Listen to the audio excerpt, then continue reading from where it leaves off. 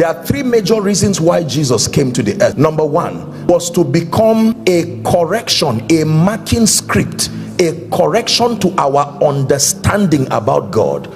Because until Jesus came, we had to use the lens of prophets and priests to learn God, and the Bible tells us clearly that we see in part. So many of them, as sincere as they were, there was a mix of their local spiritual practices. Some of them, it was a mix of divination, so they gave a picture of God that was not accurate. If you learn God only from the lens of the prophets and the priests and the Old Testament, you will find a lot of conflicting things about God. For instance, you will read statements like a lying spirit came from the Lord. That is not consistent with God's character, but it represents the limitation of those who captured God and revealed to their world. Now we commend them for how far they went, but Jesus came as a reference. He came as a marking script, that everything the prophets told us God was, we have to compare it with the person Jesus. And if it is inconsistent with the character of Jesus as revealed in his earth walk,